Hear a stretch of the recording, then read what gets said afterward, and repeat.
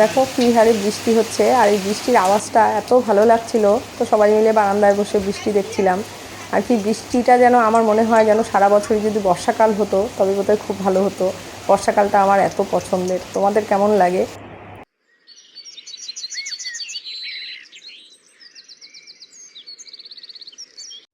নমস্কার আমার দিদি, বোন, দাদা, ভাই, যে যেখান থেকে বসে আমার ভিডিও দেখছো প্রত্যেককে আবারও একটা ভিডিওতে তোমাদের ওয়েলকাম করছি।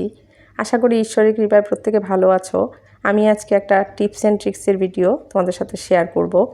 দেখো, রান্নাঘরের যেসব কাজ আমরা করি সেগুলো নিয়েই।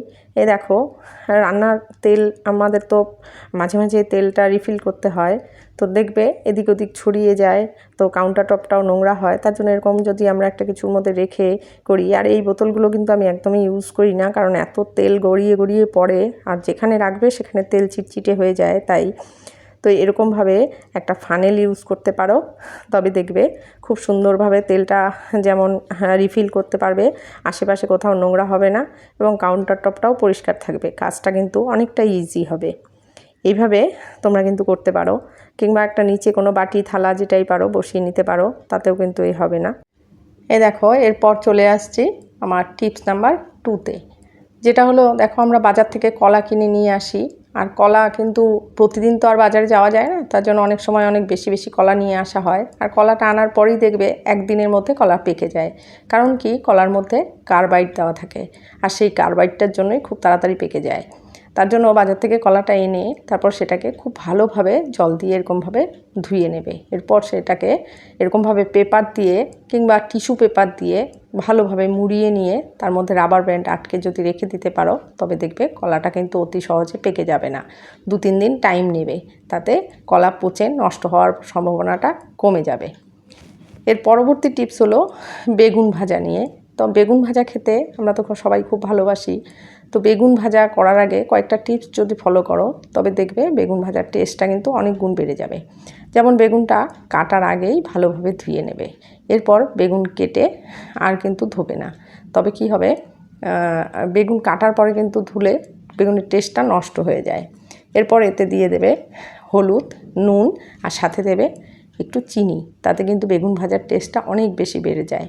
আর যদি যেসব বেগুনে খুব বেশি তেল টানে কিংবা তেল লাগে, সেটাতে দিতে পারো 1 চিমটে ময়দা দিয়ে ভালোভাবে মেখে নেবে, দেখবে তেলটা অনেক কম লাগে। আর বেগুন ভাজার তেলের জন্য, আমি তো বিশেষ করে বেগুন ভাজার তেলের জন্যই বেগুন ভাজা খেতে আমার ইচ্ছে করে না। এত তেল বেগুনে লাগে, আর তেলটা সে পুরোটাই আমাদের শরীরে যায়, যেটা আমাদের জন্য খুবই ক্ষতিকারক।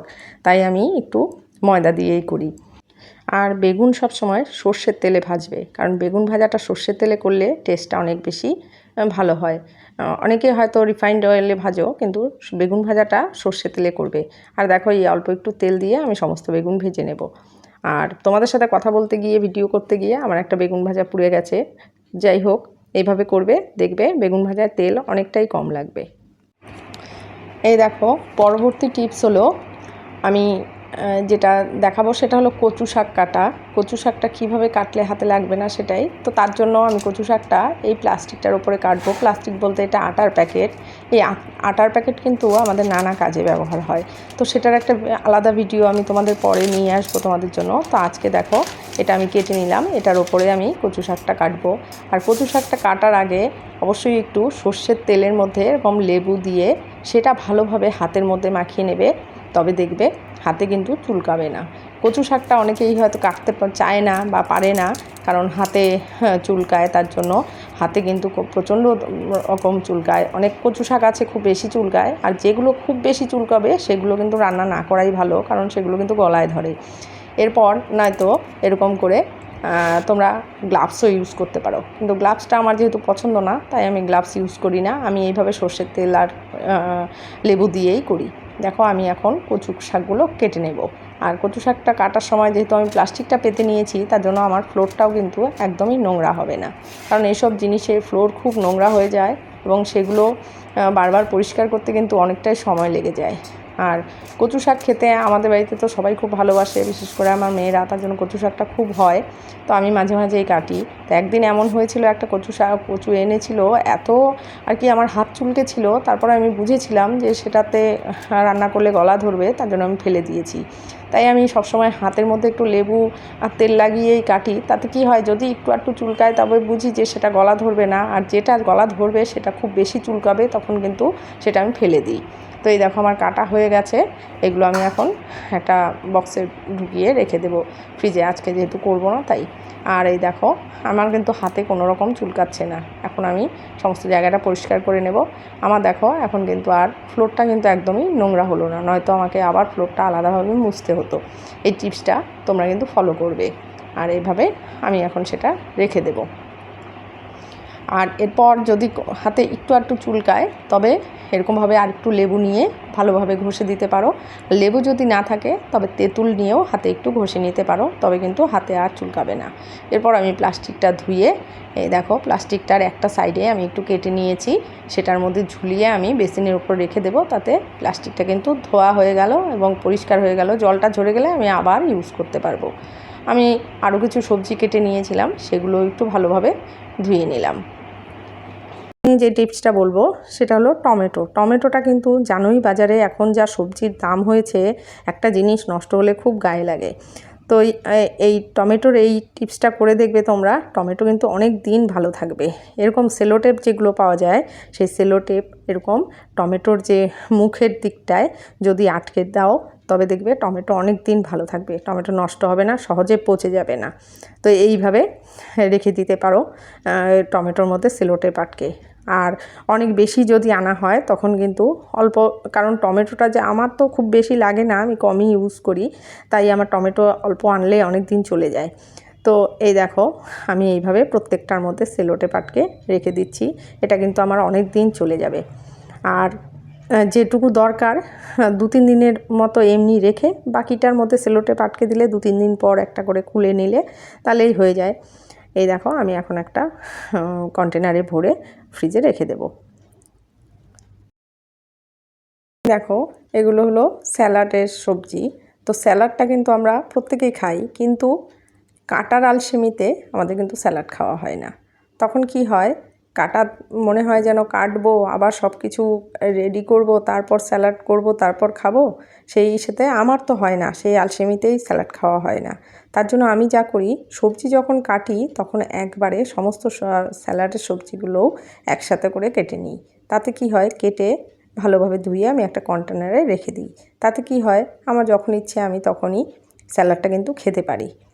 আর স্যালাডটা খেতে গেলে, বিশেষ করে আমরা যেহেতু খাওয়ার আগে খাই কিংবা খাওয়ার সময় খাই, তখন কিন্তু রান্নাবান্না কমপ্লিট হয়ে যায়, তখন আর ইচ্ছে করে না যে আবার নতুন করে একটা সবজি কাটবো, আবার মনে হয় যেন ফ্লোর নোংরা হবে। এই সব ঝামেলাতে আর স্যালাডটা খাওয়াই হয় না।